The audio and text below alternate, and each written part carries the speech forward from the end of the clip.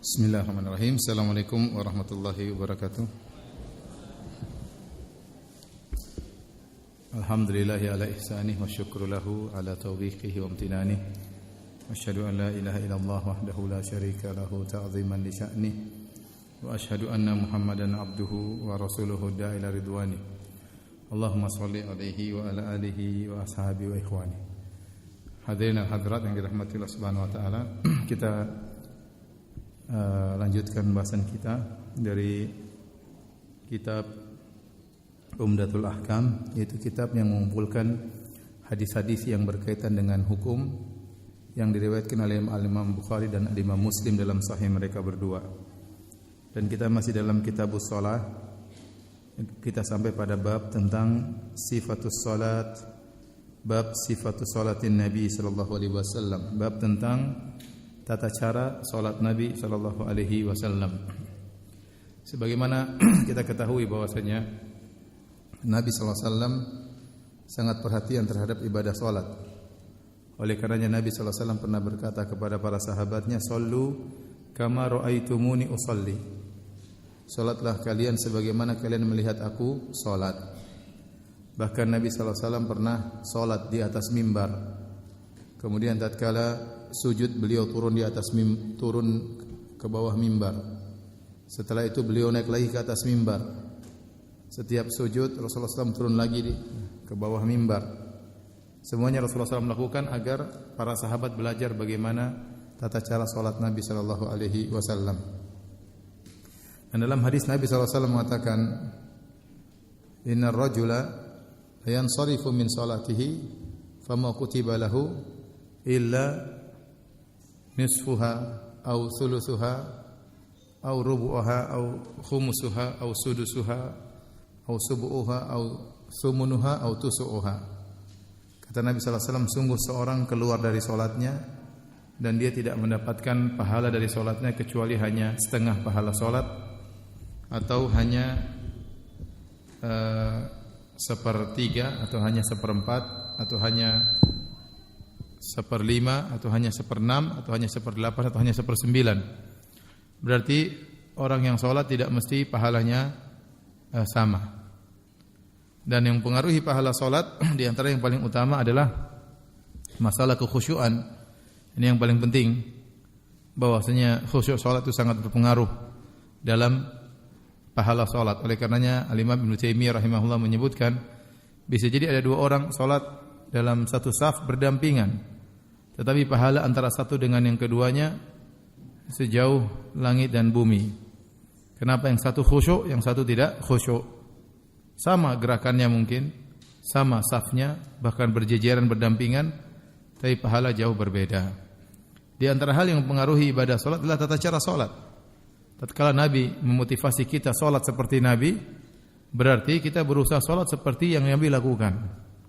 Oleh karenanya para sahabat mereka meriwayatkan tentang bagaimana tata cara salat Nabi dengan detail tentang cara duduknya, cara tasyahudnya, bagaimana rukuknya, bagaimana sujudnya, bagaimana berdirinya, di mana tangan diletakkan, bagaimana tasyahudnya, kapan duduk iftirash, kapan duduk tawarruk.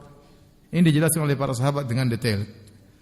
Tidak lain kecuali karena perhatian mereka terhadap ibadah salat, karena Nabi yang memotivasi mereka untuk bisa salat seperti tata cara salat Nabi sallallahu alaihi wasallam. Dan orang yang mempraktikkan salat dengan tata cara salat Nabi sallallahu alaihi wasallam biasanya lebih mudah untuk khusyuk. Dalam salatnya.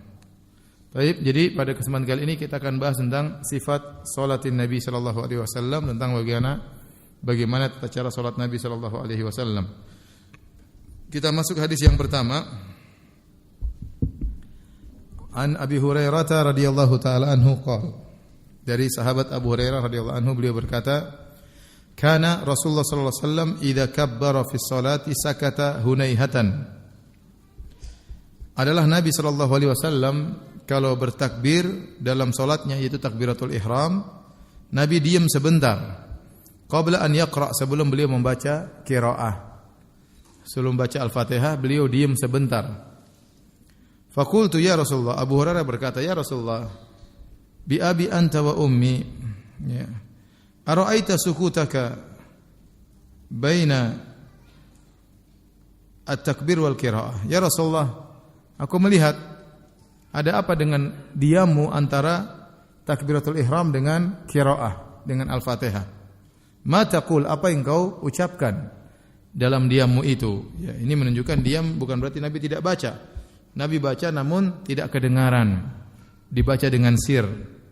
Ma taqul, apa yang kau ucapkan? Maka Nabi berkata, aqulu Allahumma ba'id baini wa baina khataayaya. Aku berdoa, itu doa iftitah. Ya Allah, jauhkanlah aku antara aku dengan dosa-dosaku.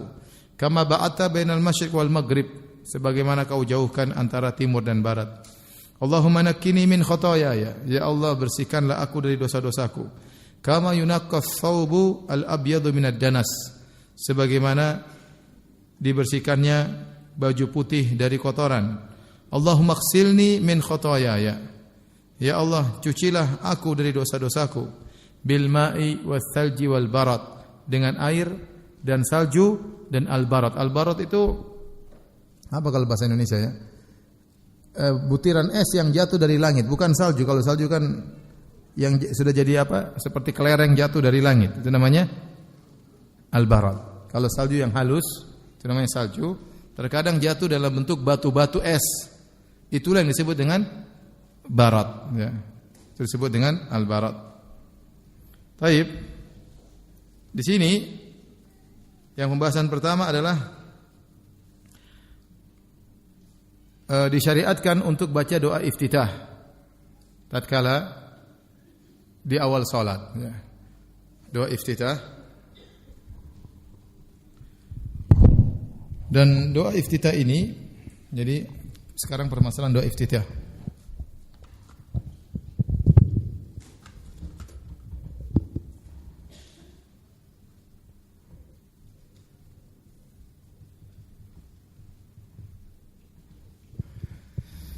Yang pertama dibaca setelah takbir, sebelum membaca apa? Al-Fatihah.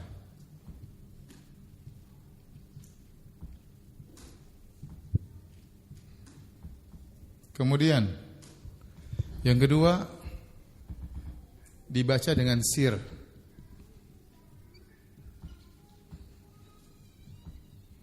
Makanya karenanya Abu Hurairah tidak mendengar. Abu Hurairah tidak mendengar bacaan Nabi.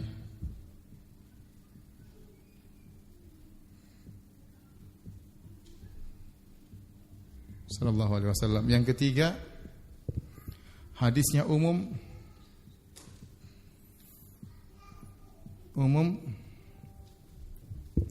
maka doa iftitah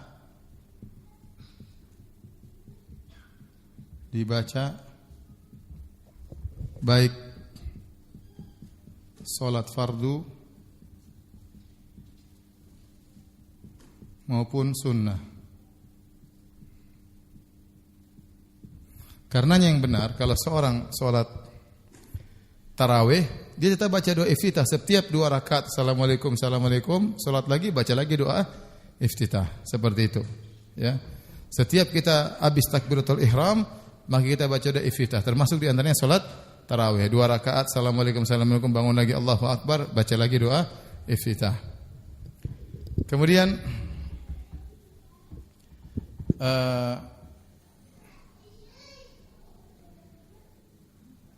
ini sudah doa iftitah.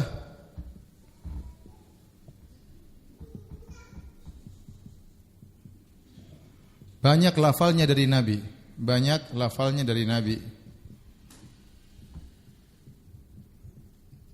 Di antaranya tadi apa? Allahumma ba'id baini wa baini khataayaya. Tadi Allahumma ba'id.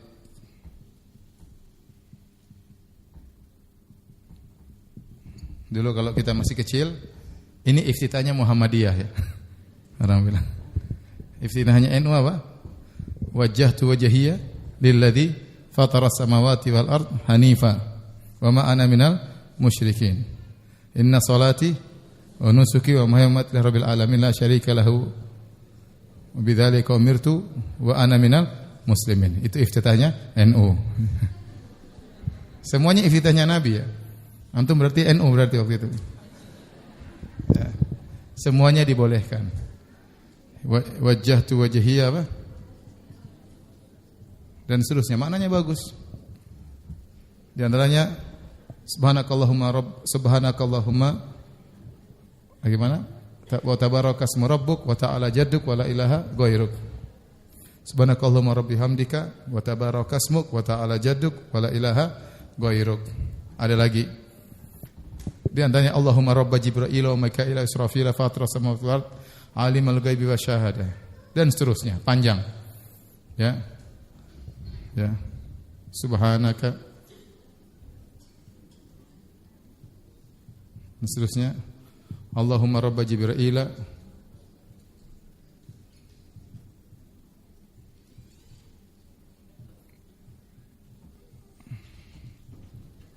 dan seterusnya. Nah, doa iftitah ini banyak lafalnya. Bagaimana cara fikih yang berkaitan dengan doa iftitah yang banyak lafalnya? Maka fikihnya yang pertama, tidak boleh dibaca dua sekaligus, enggak boleh. Satu-satu saja. Dibacanya satu-satu saja, dibaca satu saja. Tinggal pilih. Sebagian ulama mengatakan ada yang bagus, kata yang lebih bagus ini. Subhanakallahumma rabbana subhanakallahumma bihamdika wa tabarakasmuk wa ta'ala jadduk wa la ilaha ghairuk. Kata mereka yang terbaik ini, kenapa? Karena paling pendek. Kenapa paling pendek? Kalau antum jadi imam jangan persulit makmum. Ya. Makanya sebagian ulama mengatakan ini yang paling bagus. Ini pendapat Syekhul Islam Taimiyah kalau saya tidak salah ingat. Karena ini yang paling pendek, lebih ringan bagi apa? Makmum. Enggak usah tunggu lama-lama. Kasihan makmum di belakang banyak urusan, apalagi ibu-ibu banyak urusan. Baik. Yang kedua, jadi sunnahnya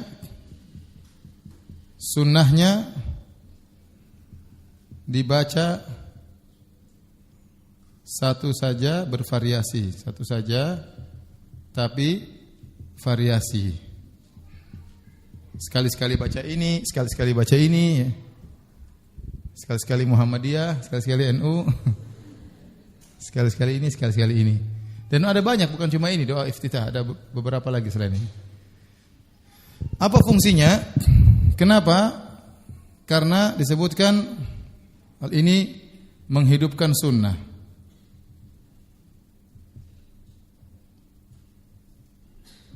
Menghidupkan sunnah. Jadi kita tidak lupakan, kalau cuma fokus pada satu saja, yang lain bisa terlupakan. Maka ganti, terkadang ini, terkadang ini. Kenapa? Lebih khusyuk. Lebih khusyuk. Kenapa? Kalau kita cuma satu model saja, akhirnya kita Allahu Akbar otomatis wajah tubuh wajah. Kita kadang tidak konsen.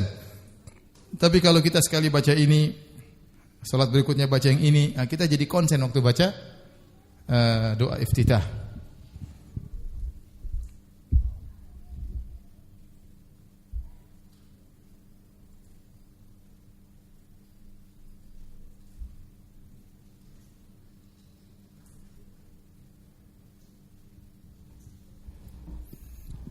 Kemudian apa? Tentunya ini lebih lebih menjaga syariat.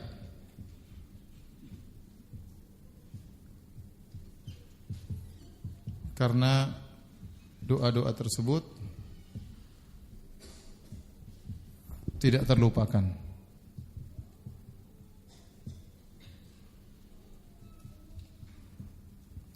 Baik. Ini berkaitan dengan doa iftitah. Adapun isi doa iftitah tersebut tadi disebutkan Allahumma ba'id baini wa baina khotoyaya. Jadi Nabi berdoa, ya Allah, jauhkanlah antara aku dengan dosa-dosaku. Kama ba'ata bainal masyriq wal maghrib, sebagaimana kau menjauhkan antara timur dan barat. Ini kata para ulama berkaitan agar tidak terjerumus dalam dosa.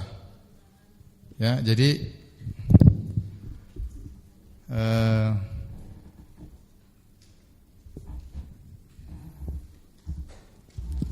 kata Nabi sallallahu alaihi wasallam, Allahumma ba'id baina, Allahumma ba'id baini wa baina khotoyaya kama ba'atta bainal masyriq wal maghrib.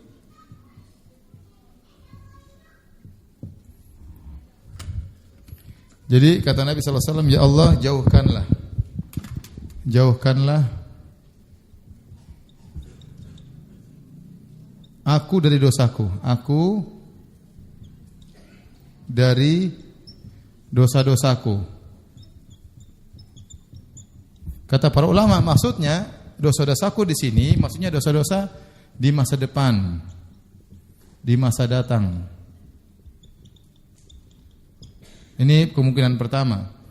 Dosa-dosaku di masa datang, yaitu jangan sampai aku berbuat dosa.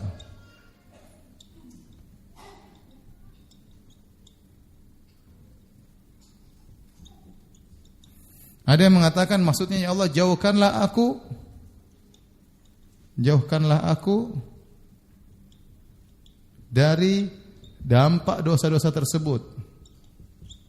Dampak dosa-dosa yang telah aku lakukan.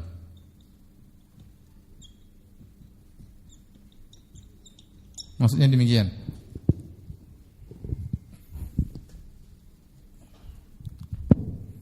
Ada model ini, model apa namanya? Penghapus yang nempel di sini ya. Kalau di Cinere enggak ada, nanti saya bawa sendiri ya.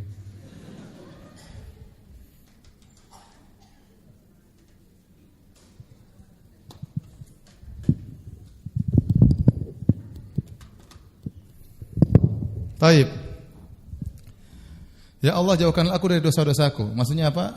Yang di masa datang, jangan sampai aku terjerumus dalam dosa. Jadi ada yang menafsirkan khotoyaya dosa masa depan. Ada yang menafsirkan khotoyaya maksudnya dosa yang sudah aku lakukan, dosa masa lampau. Tetapi jauhkanlah aku dari akibat dampak dosa-dosa tersebut. Sebagaimana kau jauhkan antara timur dan barat. Kemudian Allahumma silni min khotoyaya.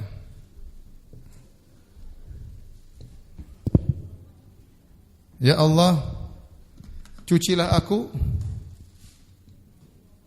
dari dosa-dosaku. Ini semua sepakat dosa-dosa masa lampau. Masa lampau yang telah aku lakukan.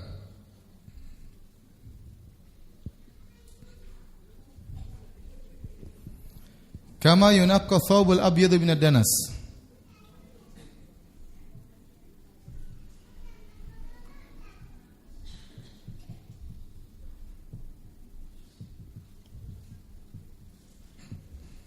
Sebagaimana kau bersihkan baju putih dari kotoran. Kenapa? Karena kotoran itu sangat terlihat di baju putih. Kalau baju coklat kurang kelihatan kotoran, tapi kalau putih ada kotoran paling mudah kelihatan. Sebagian orang-orang jangan beli baju putih, kelihatan sekali kotornya. Beli aja baju hitam, enggak kotor-kotor. Ya, karena kalau kena kotoran baju hitam tidak kelihatan, ya. Maka Nabi menyebutkan seperti baju putih. Kenapa? Baju putih itu kalau kena kotoran akan terlihat nodanya. Dan kalau membersihkan lebih susah karena harus benar-benar bersih baru nodanya hilang. Maksudnya apa? Seakan-akan Nabi berkata, ya Allah, bersihkanlah dosaku sebersih mungkin, sebagaimana baju putih yang ternoda dibersihkan. Paham? Karena kalau baju hitam dibersihkan sedikit sudah tidak kelihatan nodanya, padahal nodanya masih ada. Tapi baju putih baru benar-benar bersih kalau nodanya benar-benar hilang. Jadi maksudnya, ya Allah, bersihkanlah dosaku sebersih-bersihnya. Kemudian Nabi berkata lagi, tadi kenapa baju putih kenapa? Maksudnya apa? Sebersih-bersihnya. Bersih-bersihnya. Kemudian Nabi berkata, Allahumma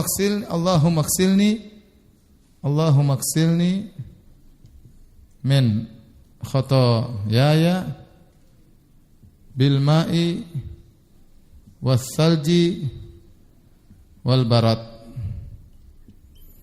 Air sudah tahu, ini air. Salju. Kalau ini batu es yang turun dari langit.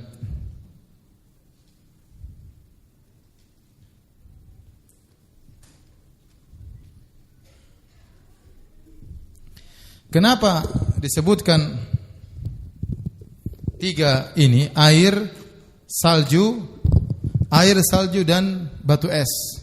Kan air aja cukup. Ya Allah, bersihkanlah kotoranku dari air, selesai. Kenapa Nabi mengatakan ada salju, ada batu es? Sebenarnya mengatakan karena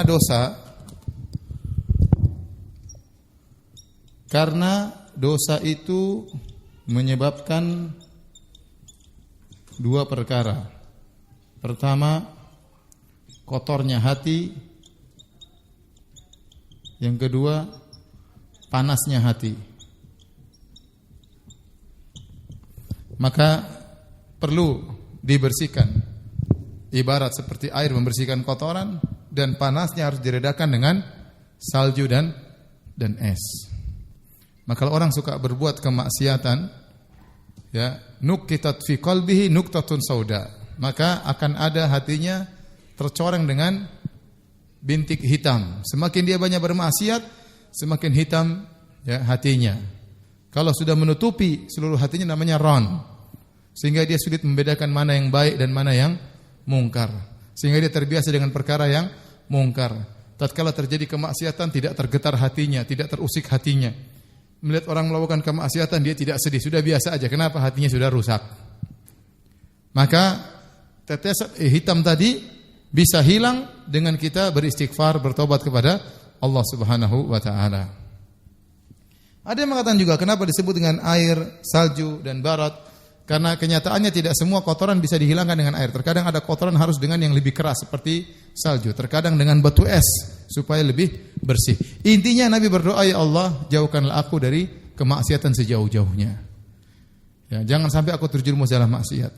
Ya Allah, kalau aku sudah terjerumus dalam maksiat, jauhlah aku dari dampak maksiat tersebut. Jangan sampai maksiat tersebut mendapatkan dampak yang buruk bagiku. Jauhkan sebagaimana Engkau menjauhkan timur dan barat. Ya Allah, tatkala Engkau membersihkan dosa-dosaku, bersihkanlah seperti membersihkan baju yang putih, benar-benar hilang nodanya. Ya Allah, kalau Kau bersihkan dosa-dosaku, maka bersihkanlah dengan air, salju dan batu es. Paham? Baik, kalau sudah saya mau hapus.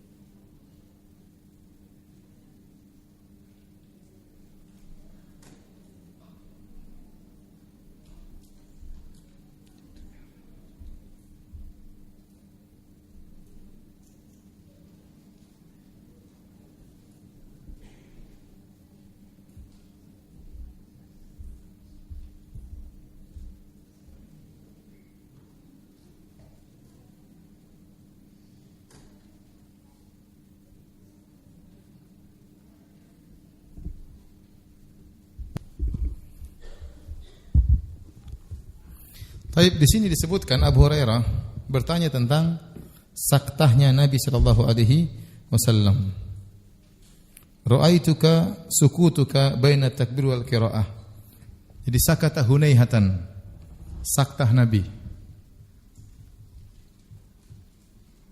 Maksudnya diamnya Nabi.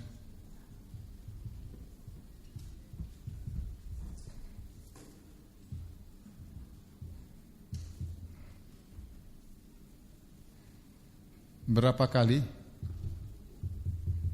Ada khilaf di kalangan para ulama ya. Ada khilaf. Ada yang mengatakan Tidak ada diam sama sekali.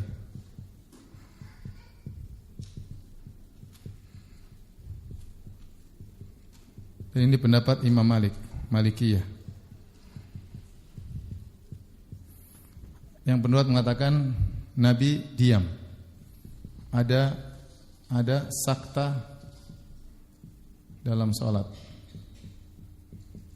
Ini pun ada khilaf. Ini jumhur ulama. Ada yang mengatakan 3 kali.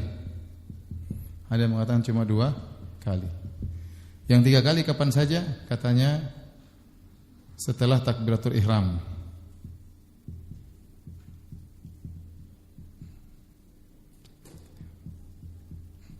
Untuk baca doa apa tadi? Untuk baca doa istiftah.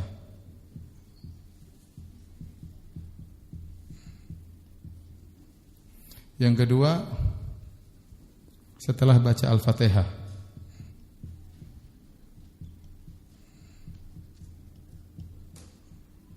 Agar makmum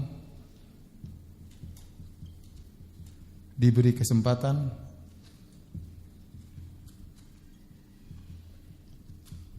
baca Al-Fatihah sendiri. Sendiri-sendiri. Yang ketiga, setelah baca surat sebelum rukuk. Pendapat yang kedua yaitu tatkala baca doa istiftah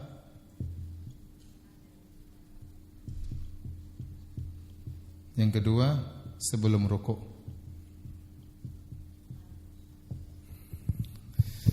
Ini khilaf di kalangan para ulama. Tentunya pendapat Malikiyah tidak tepat karena hadisnya jelas. Nabi sallallahu alaihi wasallam dalam Sahih Bukhari, Sahih Muslim, Nabi diam sebentar. Ya. Yang ini yang Nabi diam setelah takbiratul ihram, ini enggak ada masalah ya. Ini benar. Sekarang yang masalah Nabi diam 2 dan ketiga atau sebelum rukuk saja. Apa dalilnya? Dalilnya ada tapi hadisnya dhaif. Hadisnya dhaif, saya bacakan hadisnya ya. Kana din Nabi sallallahu alaihi wasallam saktatan. Kana din Nabi sallallahu alaihi wasallam saktatan. Saktatun hina yukabbir, saktatun hina yafraq min qiraatihi. Saktatan hina yukabbir wa saktatun hina yafraq min qiraatihi.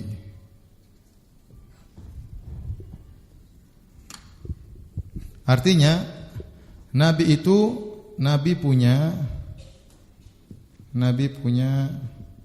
2 diam. Yang pertama diam tatkala takbir, setelah takbir. Yang kedua diam setelah selesai dari bacaannya.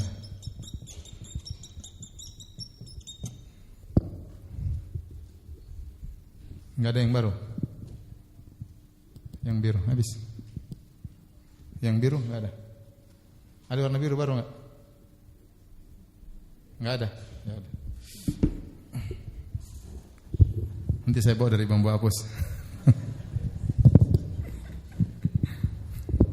Di Cinere enggak ada masalah. Ini hadis dhaif. Hadis ini dhaif. Inilah hadis yang dijadikan dalil tentang ada diamnya kedua dan diam yang ketiga.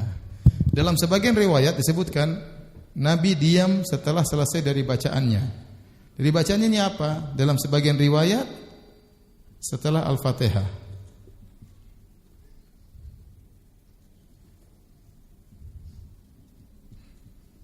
Dalam sebagian riwayat sebelum rukuk. Dua-duanya dhaif, ini riwayat lemah. Ini juga riwayat dhaif.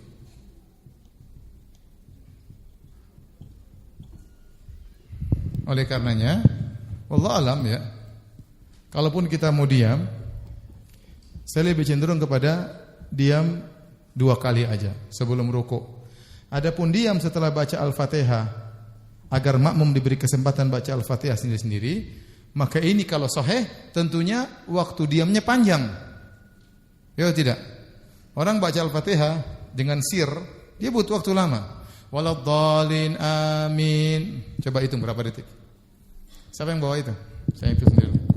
Di Cinere mungkin enggak ada.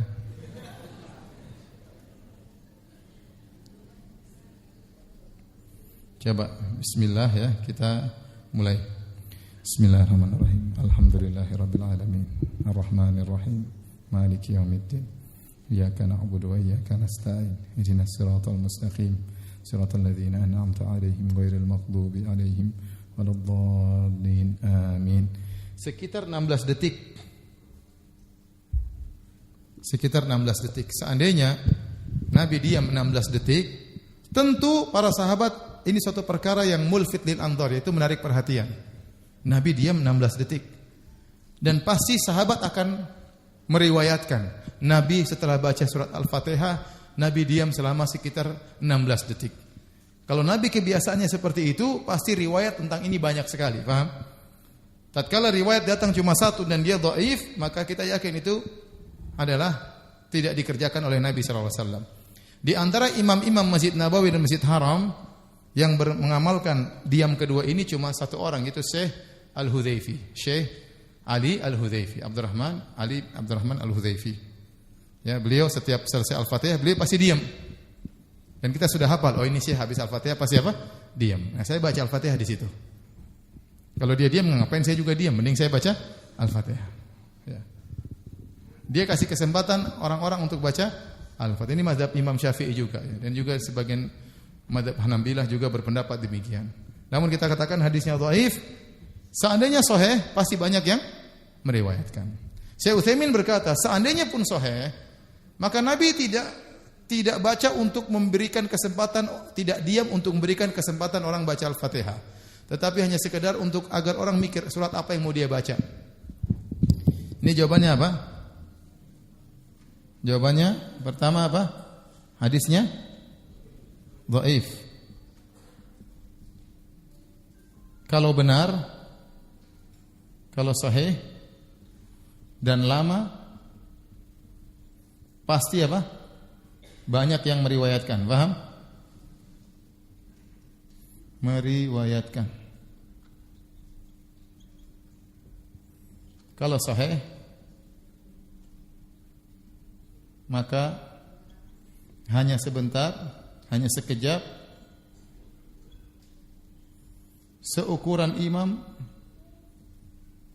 mikir mau baca apa.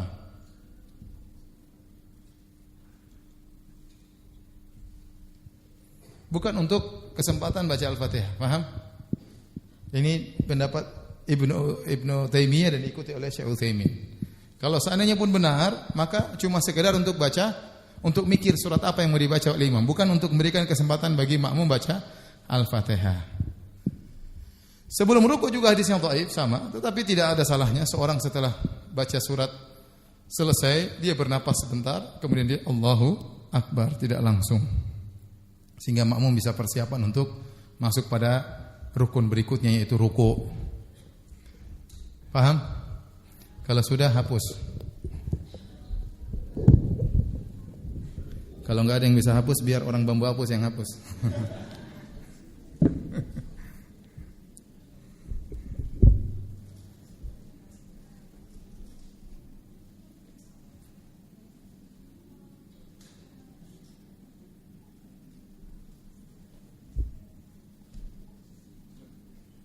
Biar tunggu foto dulu.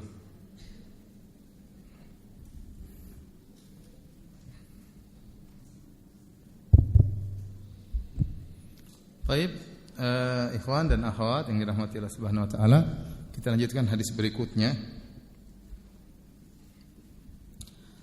An Aisyah radhiyallahu taala anha qalat dari Aisyah radhiyallahu taala anha, beliau berkata, "Kana Rasulullah sallallahu alaihi wasallam yastaftihu as-salata bitakbir." Adalah Nabi sallallahu alaihi wasallam membuka salatnya dengan takbir. Allahu akbar. Wal qiraah, dan bacaan dengan bacaan apa? Alhamdulillahirabbil alamin. Maksudnya Al-Fatihah. Wa kana idza raka'a lam yuskhis ra'sahu. Adalah Nabi sallallahu alaihi wasallam kalau beliau ruku, beliau tidak mengangkat kepalanya. Walam yusawwibhu, dan tidak menundukkan kepalanya. Walakin baina dzalik, akan tapi datar. Kalau lagi ruku tidak angkat kepalanya, tidak turun kepalanya, tapi apa? Datar. Wa kana idza rafa'a ra'sahu minar ruku lam yasjud hatta yastawiya qa'iman. Dan jika Nabi sudah bangkit dari ruku, beliau tidak sujud kecuali sampai beliau berdiri tegak, benar-benar lurus. Artinya beliau tumakninah tatkala salat. Ada orang sami Allahu liman hamidah, Allah belum lurus sudah Allahu akbar. Dan itu banyak di Masjid Nabawi, terutama orang-orang dari mazhab Hanafiyah dari Pakistan, Bangladesh, karena mereka menganggap tumakninah itu sunnah, tidak wajib. Mereka cepatnya. Wa kana idza rafa'a ra'sahu minas sajdah lam yasjud hatta yastawiya qa'idan. Dan adalah Nabi jika mengangkat kepalanya dari sujud, beliau sujud pertama, beliau tidak sujud lagi kedua kecuali sampai duduk dengan lurus terlebih dahulu.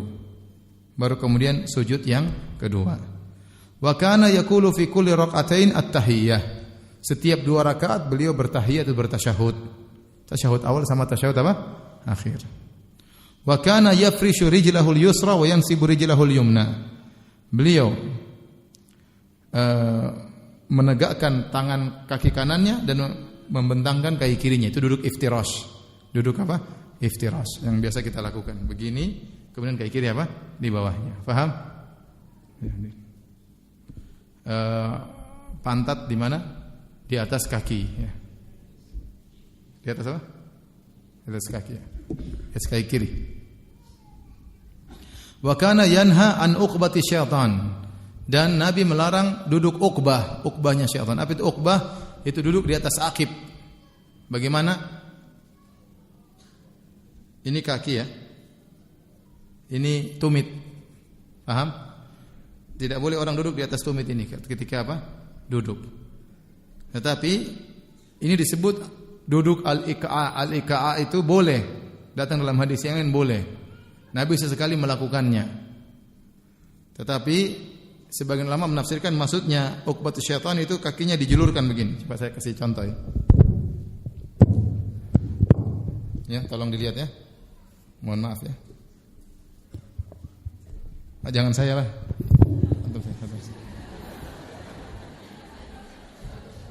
Masa dari bambu apus juga. Ya. Duduk tadi. Ini yang tadi iftirash, kaki kanan berdiri. Itu kurang gemuk ya, kurang kelihatan. Yang besar dikit aja. Gitu. Biar ibu lihat ya. Ya, ini. Ini yang iftirash. Nah, kalau uqbah itu dua-duanya diangkat, diangkat gini. Enggak, begini. Gini. Duduk. Ini namanya iq'a, ini boleh. Iq'a ini boleh tapi sesekali. Nah, kelihatan. Seperti ini apa? Coba beda Pak. Hah? Kos kakinya enggak kelihatan. Sudah. Ibu lihat ini namanya iq'a. Kayak saya begini loh. Ya, ini begini, ini boleh sesekali. Sesekali boleh, Nabi melakukannya, ya. Yang tidak boleh begini, ini coba dilepas, gini, gitu baru duduk di atasnya. Nah, ini yang katanya disebut uqbat syaitan, ini enggak boleh seperti ini. Duduk di atas ini, baru ini dua-duanya dilepaskan. Ada yang berpendapat demikian. Allah alam bisawab. Perlu dicek lagi secara bahasa dan saya belum cek. Mudah-mudahan suatu saat saya bisa mengecek lagi tentang perkataan ulama tentang apa yang dimaksud dengan uqbah. Tetapi uqbah itu diambil dari akib. Akib itu tumit maksudnya. Tumit. Kemudian Wa yanha an yaftarisha ar-rajulu dhira'aihi iftirasas sabu. Dan Nabi melarang seorang membentangkan dua lengannya ini seperti anjing. Jadi tidak boleh orang kalau sujud begini, harus begini, paham? Ada orang malas sujud begini tangannya ya. Allahu Akbar, nempel semua. Ini enggak boleh. Ini enggak boleh. Harusnya kalau sujud lengan diangkat. Wa kana yahtimus salata bitaslim. Dan Nabi sallallahu alaihi wasallam menutup salatnya dengan taslim, dengan assalamualaikum warahmatullahi wabarakatuh. Baik, kita akan cara dari awal. Pertama, Nabi mengatakan, disebutkan Aisyah bercerita, karena Rasulullah sallallahu alaihi wasallam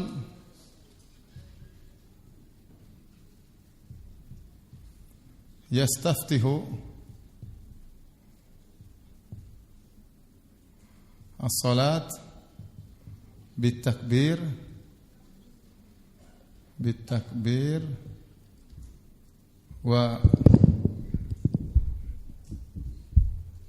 wal qiraah bi alhamdulillahi rabbil alamin. Baik. Di sini adalah Rasulullah SAW, karena ini menunjukkan adalah, artinya kebiasaan Nabi. Artinya kebiasaan Nabi sallallahu alaihi wasallam membuka salatnya dengan takbir. Dengan apa? Takbir. Takbir ini namanya apa? Takbiratul apa? Ihram. Takbiratul ihram. Kenapa disebut dengan takbiratul ihram? Ihram artinya pengharaman. Pengharaman karena kalau orang sudah bilang Allahu Akbar, sudah haram bagi dia, tidak boleh ngobrol lagi, tidak boleh makan lagi, tidak boleh lihat kanan kiri lagi. Sebelum salat dia boleh lihat kanan kiri. Boleh makan sebelum salat, boleh. Tapi begitu Allahu Akbar, maka haram semuanya. Kapan halal lagi? Kalau dia assalamualaikum warahmatullahi baru halal lagi. Namanya disebut takbiratul apa? Ihram. Takbiratul ihram ini ada khilaf. Jumhur ulama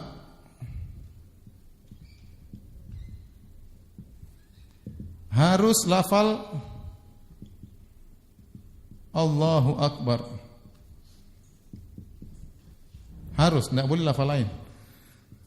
Tidak sah dengan lafal lain.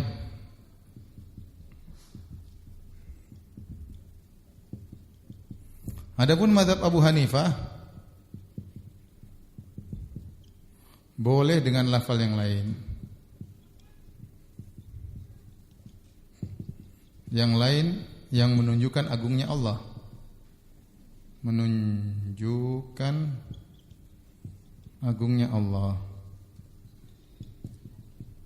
Contoh Allahu A'zam misalnya. Allah Maha Agung. Allah. Namun yang benar ini yang benar. Karena tidak sekalipun Nabi dan seluruh sahabat semua salat tidak ada yang bilang Allahu A'zam, enggak ada. Semuanya mengatakan apa? Allahu Akbar. Paham? Ini yang pertama. Selanjutnya takbiratul ihram harus dikerjakan dalam kondisi berdiri.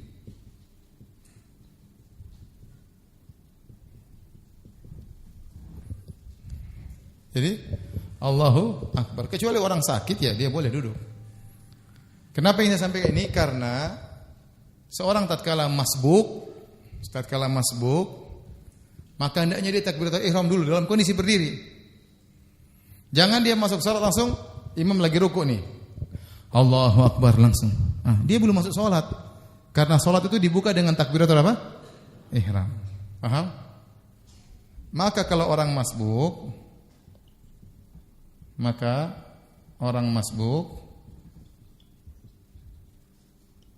sebelum ikut imam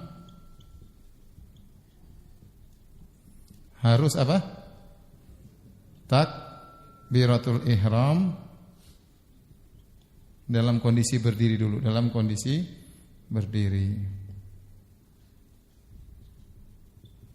baru ikut imam.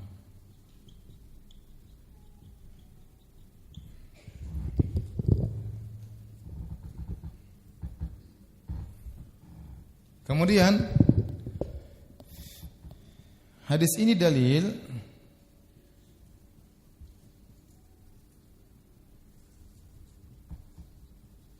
bahwa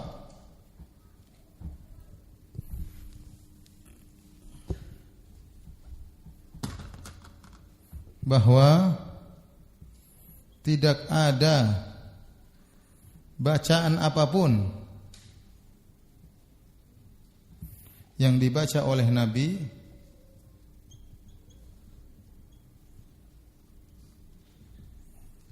selain takbir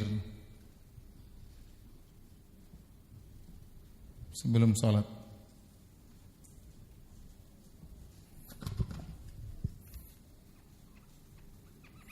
Tidak ada bacaan apapun dibaca oleh Nabi sebelum sholat kecuali takbir.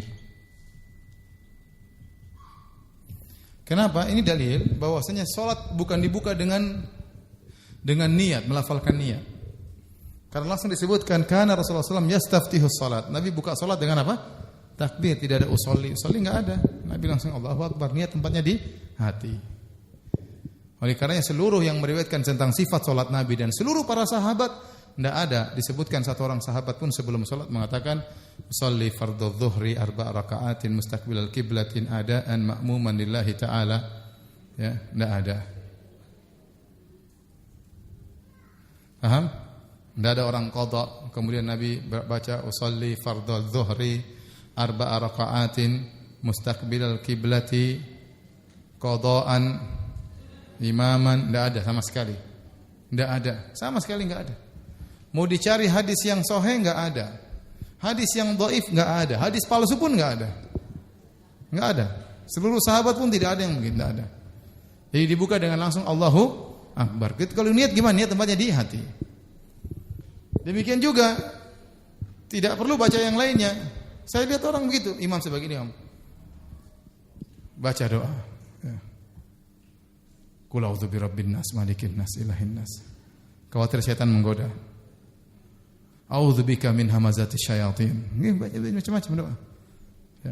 Sudah, ente ta'awudznya nanti setelah salat, bukankah Allahu Akbar, iftitah, a'udzu billahi minasyaitonir rajim, bismillah baru alhamdulillahirabbil alamin. Kenapa ta'awudz sebelum salat? Jangan bolak-balik sunnah Nabi sallallahu alaihi wasallam. Sunnahnya ta'awudz dalam apa? Salat. Paham Ibu? Jadi yang benar tidak perlu pakai niat. Niat itu melafalkan niat adalah madhab dari madhab Syafi'iyah belakangan. Syafi'iyah mutaakhirin berpendapat bahwasanya disunahkan melafalkan niat. Tujuannya apa? Dianjurkan, bukan disunahkan. Menurut mereka dianjurkan karena mereka tahu tidak ada dalilnya. Tujuannya apa? Untuk mengkokohkan kita dalam hati kita untuk lebih khusyuk dalam salat. Oleh karenanya mereka tatkala mengatakan dianjurkan melafalkan niat bukan dengan dibaca keras-keras. Tapi hanya sekedar mengkokohkan hati kita. Sehingga kalau ada orang mengamalkan pendapat mazhab Syafi'iyah maka dia cukup mengatakan sholli fardhu dzuhri. Enggak usah keras sholli fardhu dzuhri. Orang semua dengar, enggak usah ya. Ya. Sama-sama kita salat zuhur, enggak usah kasih tahu. Ya, sudah tahu. Jadi cuma mengkokohkan. Mereka mengatakan yustahabbu, disukai. Ya. Tujuannya untuk mengkokohkan niat. Maka cukup dibaca dengan sir, tidak perlu keras-keras. Namun yang benar tidak perlu, itu semuanya tidak perlu. Justru sebagian orang akhirnya ragu-ragu gara-gara sering melafalkan, terkadang ragu-ragu. Terkadang sebagian orang bingung gara-gara tidak tahu niat, dia tidak sholat. Dia mau qadha, gimana sholat? Niat sholat qadha, bingung dia. Jadi enggak pernah ngaji, repot. Dia tidak tahu bahasa Arab. Gimana sholat jamak takdim misalnya? Antara maghrib dengan isya, bingung dia gimana? Sholli fardhu, bingung dia. Aku berniat sholat maghrib isya jamak takdim, gimana ngomongnya? Anak pun nggak tahu. Saya bingung akhirnya tidak jadi sholat. Jadi sholat. Tiba-tiba ada sholat gerhana. Waduh, gimana? Usolli. Dia nggak tahu bahasa Arab. Gimana cara sholat khusuf? Nggak ngerti dia. Terus bagaimana? Dan menimbulkan kesalahan sebagian orang menyangka melafalkan niat hukumnya wajib, padahal tidak wajib. Sehingga kalau belum usolli kayaknya tidak bisa masuk sholat. Bahkan sebagian orang jahil berpendapat melafalkan niat syarat sholat. Kalau tidak melafalkan niat, sholatnya tidak sah. Ini semua kesalahan. Yang benar niat tempatnya di hati, Nabi buka langsung dengan apa? Allahu Akbar.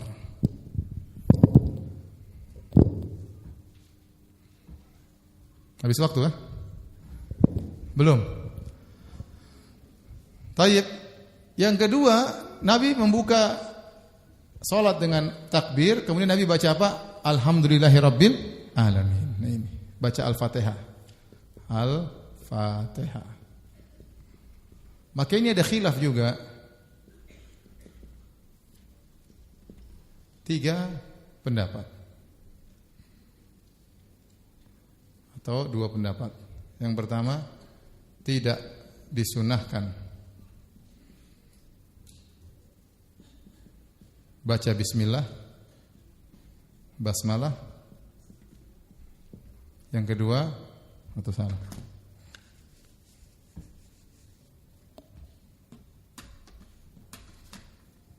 Sebelah situ boleh besar ya. Baik.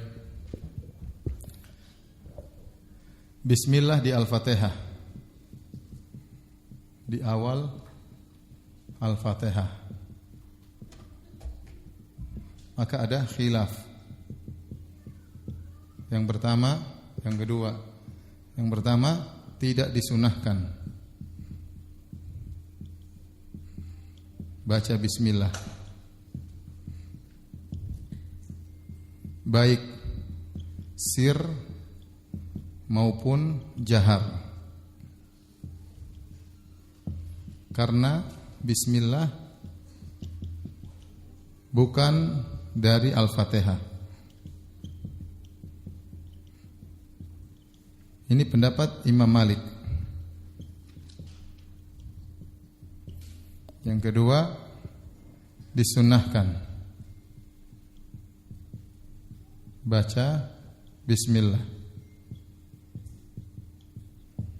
Maka ulama Syafi'iyah dijaharkan, Hanabilah disirkan.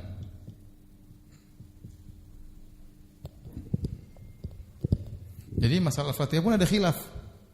Mazhab Malikiyah menganggap bismillah itu bukan dari Al-Fatihah. Ya. Sehingga mereka mengatakan langsung aja alhamdulillahirabbil, tidak perlu sir, tidak perlu jahar, tidak dibaca.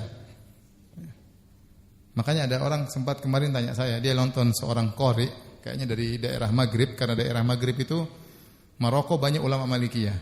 Dia lihat di YouTube ada orang qori, dia tanya sama saya, Ustaz, saya heran lihat ada seorang qori di YouTube, dia baca langsung alhamdulillahirabbil alamin waladdallin amin. Setelah itu dia mau baca surat, dia baca bismillahirrahmanirrahim wadduha. Loh, aneh. Habis Al-Fatihah mau baca wadduha, baca bismillah. Sebelum baca Al-Fatihah tidak pakai bismillah. Jawabannya itu mazhab Malikiyah memang. Paham? Tidak perlu baca bismillah karena bismillah bukan termasuk dari surat Al-Fatihah. Membaca bismillah untuk surat berikutnya sebagai pemisah antara surat yang satu dengan surat yang lainnya. Paham? Mazhab. Kemudian madhab yang lain, madhab Syafi'iyah dijaharkan bismillahirrahmanirrahim alhamdulillahirabbil alamin. Madhab yang lain bismillah sirkan, bismillahirrahmanirrahim alhamdulillahirabbil alamin. Bismillahnya disirkan. Mana yang lebih kuat? Wallahu a'lam bishawab. Ini lebih kuat ya. Ini tidak ada sesat menyesatkan, tidak ada sah tidak sah ya. Ini masalah mana yang lebih afdal. Ya, mana yang lebih afdal. Dalilnya apa? Dalil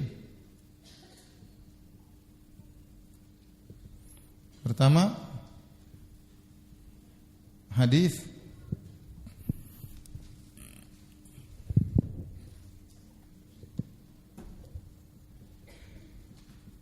Aisyah ini adalah Rasulullah SAW membuka salatnya dengan apa? Alhamdulillahirabbil alamin. Ulama Syafi'iyah mengatakan apa? Maksudnya membuka alhamdulillah, maksudnya alhamdulillah itu adalah surat Al-Fatihah. Jadi bukan membuka dengan alhamdulillahirabbil alamin, tapi nama lain dari surat Al-Fatihah itu surat alhamdulillahirabbil alamin. Faham maksudnya? Mereka mentakwil, ini bukan maksudnya Aisyah, Nabi buka salatnya dengan alhamdulillah alamin, tapi maksudnya dengan surat Al-Fatihah, dan dalam Al-Fatihah ada bismillahnya. Mereka takwil hadis ini. Ibu paham atau tidak? Ibu tidak paham kan?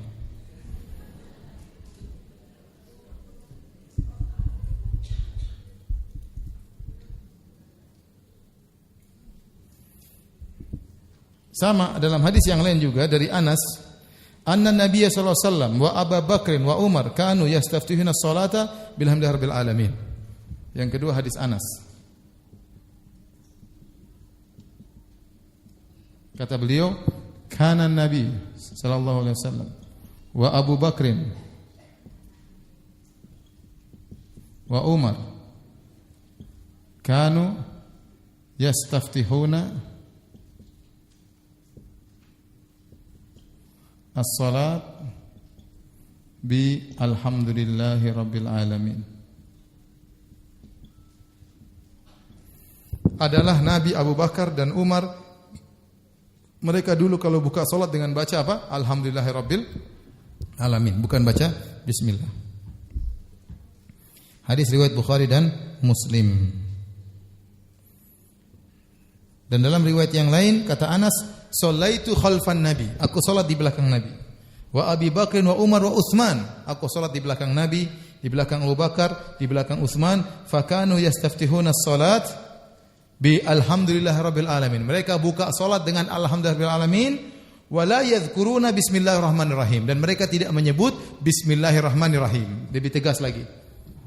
Dalam riwayat, dalam sebagian riwayat ya, wa fi riwayatin wala yadhkuruna bismillahirrahmanirrahim. Ini sangat tegas. Kata Anas, saya salat di belakang Nabi, di belakang Abu Bakar, belakang Umar, belakang Utsman.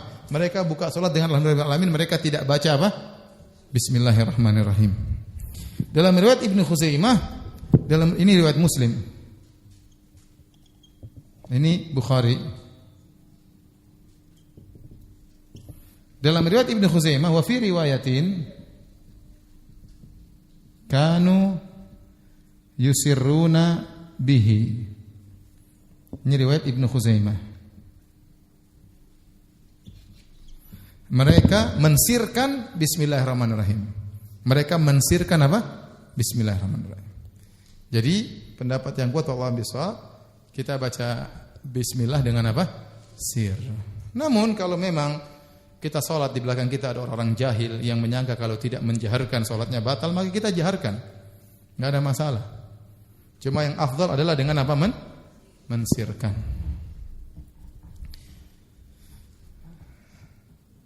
Imam Malik berdalil dengan apa? Imam Malik dalilnya apa? Dalil Imam Malik dalilnya dalam hadis riwayat Muslim. Nabi berkata, kata Allah Subhanahu hadis qudsi, hadis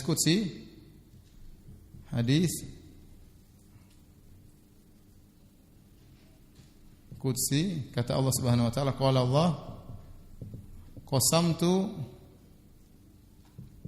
as-salat baini wa baina abdi nisfain, fa idza qala abdi alhamdulillahirabbil alamin qala majadani abdi.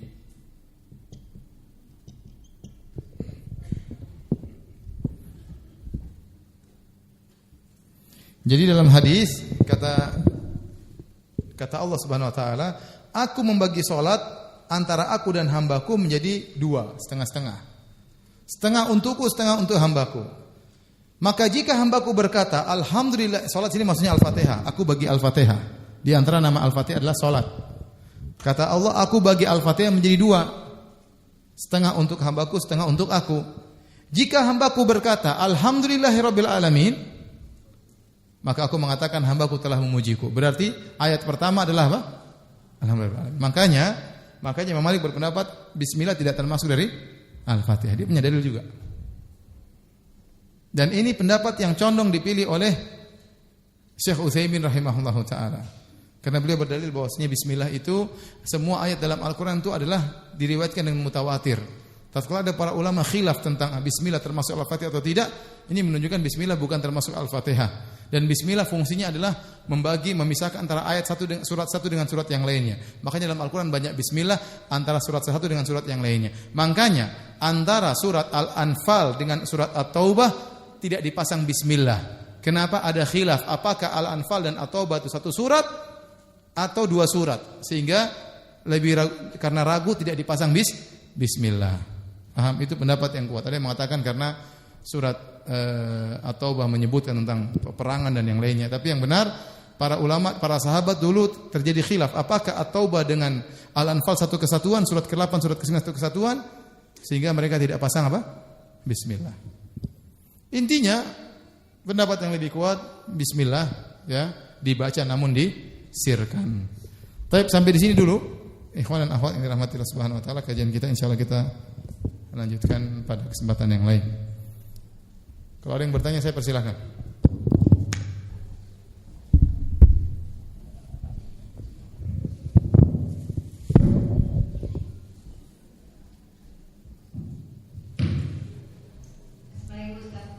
Salam. Ustaz, tadi kita dalam keadaan sujud kan sikunya harus diangkat, tapi dalam sholat berjamaah sikunya kan tidak mungkin diangkat. Kenapa tidak mungkin? Mungkin. Nah, orang sebelahnya kan kalau siku tadi. Oh, jangan diangkat begini cukup. Jangan angkatnya begini. Emang jagoan. Begini angkatnya katanya. Yang penting jangan saya begini.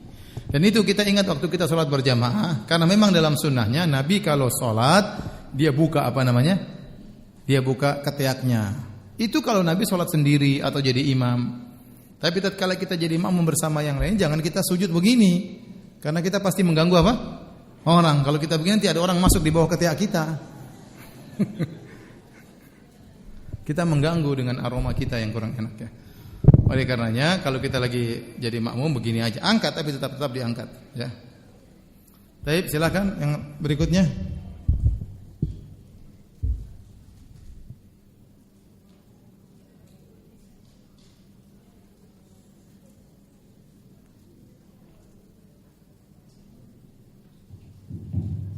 Assalamualaikum warahmatullahi wabarakatuh. Waalaikumsalam warahmatullahi wabarakatuh.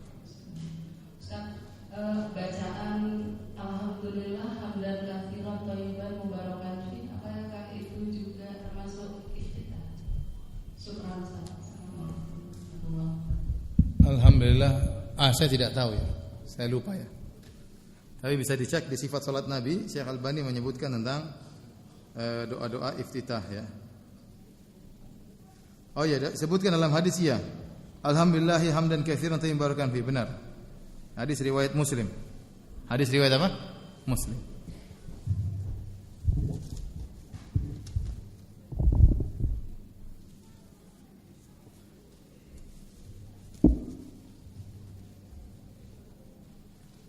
Ini pertanyaan tentang apakah setiap berdiri baca Allahu Akbar angkat tangan nanti, pelan-pelan ya. Nanti akan dibahas dalam hadis-hadis berikutnya. Setelah takbiratul ihram, ternyata di mulut kita masih ada sisa makanan yang tertinggal. Ya keluarin aja.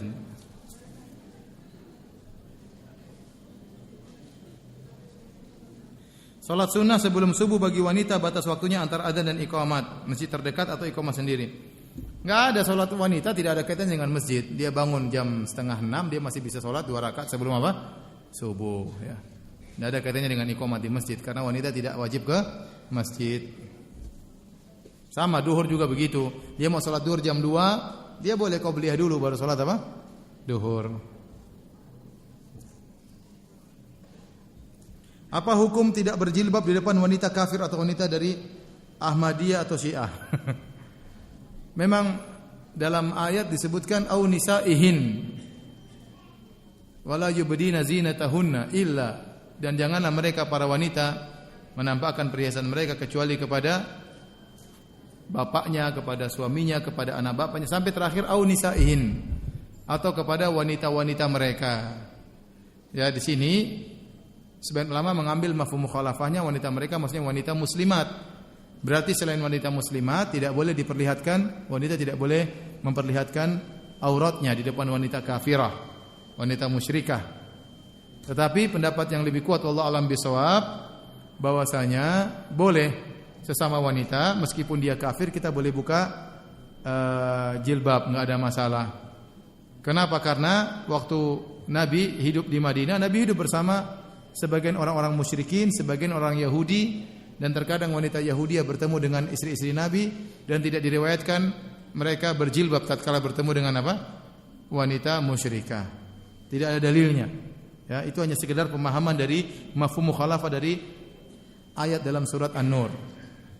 Namun yang benar, wanita musyrikah sama wanita muslimah sama saja dalam hal aurat di antara wanita. Tidak ada masalah. Sebagaimana kita boleh buka jilbab di antara wanita muslimah, kita juga boleh buka jilbab di antara wanita kafirah. Assalamualaikum Ustaz.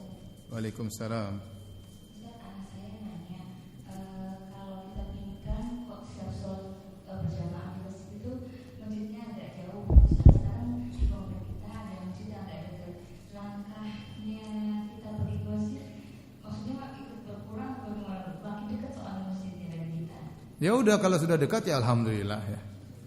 Jadi nggak ngurangin ya Ustaz ya? Tetap aja gitu maksudnya. Ya sudah, banyak kekurangan dan kelebihan. Kalau kita kebetulan rumah jauh dari masjid, ya udah jalan aja, pahala lebih banyak. Karena semakin banyak langkah semakin banyak pahala. Tapi kalau sudah ditakdirkan rumah kita dekat masjid, ya udah alhamdulillah ya. Enggak usah kita muter dulu sekilo baru balik ke masjid, enggak usah. Atau cari masjid yang jauh, udah alhamdulillah. Rumah dekat masjid, tidak terlambat kedengaran azan, ya udah datang ke masjid cepat baca Quran dan yang lainnya. Ada pahala dari sisi yang lain. Dari segera ke masjid, dari baca Quran di masjid menunggu waktu salat dan yang lainnya. Ustaz, bagaimana hukumnya wudu di kamar mandi? Tidak mengapa wudu di kamar mandi. Sebagaimana boleh mandi junub dalam kamar mandi, ya. Mandi junub juga bersuci. Demikian pula boleh berwudu di kamar mandi karena sama-sama bersuci.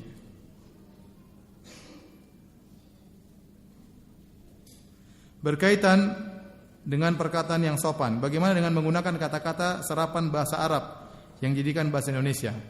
Contoh, semua penumpang mobil mati. Sementara menurut orang Indonesia kata mati tidak sopan, lebih baik menggunakan kata meninggal. Padahal Allah menggunakan kata mati dalam surat Al-An'am. Ya. Dan Nabi berkata sebaik-baik sabda adalah sabda Nabi sallallahu alaihi wasallam. Kita kan sedang berbicara dengan bahasa Indonesia, ya. Ternyata dalam bahasa Indonesia kata mati itu agak kurang sopan, biasanya digunakan untuk hewan dan yang lainnya. Kalau manusia disebut mati kayaknya kurang sopan. Sebagian orang tidak. Sebagian orang biasa saja, ya. Sebagian orang biasa saja. Kalau memang kita mendapati sebagian orang merasa kalimat kata mati itu kurang pas, ya udah kita pakai kata yang lain. Meninggal, wafat, ya. Tapi sebenarnya tidak ada sebenarnya itu kata yang tidak salah karena Indonesia mengambil serapan dari bahasa Indonesia dan dalam bahasa Arab mati itu perkara yang biasa, perkataan yang biasa. Tetapi karena kita khawatir akan timbul salah persepsi, maka sebaiknya kita menggunakan kata-kata yang halus. Kita bilang apa? Wafat. Wafat juga dari bahasa Arab sebenarnya. Wafat juga dari bahasa Arab. Tetapi menurut orang Indonesia wafat itu lebih apa? Sopan daripada mati. Padahal waktu Nabi meninggal dunia, Abu Bakar datang. Umar waktu itu marah-marah. Umar bilang, siapa bilang Rasulullah meninggal dunia? Ya. Orang-orang munafik saja yang mengatakan Rasulullah meninggal dunia. Ya, bahkan Umar berkata Rasulullah tidak akan meninggal sampai Rasulullah SAW memotong kaki dan tangan orang-orang munafik yang mengatakan dia meninggal. Tidak ada yang berani mengomentari Umar karena Umar jagoan. Akhirnya Abu Bakar datang ke jasad Nabi. Abu Bakar kemudian mencium kening Nabi sambil menangis. Kemudian Abu Bakar datang. Kata Abu Bakar, "Ijlis ya Umar, duduk engkau wahai Umar, jangan bicara terus." Tapi Umar tidak mau diam.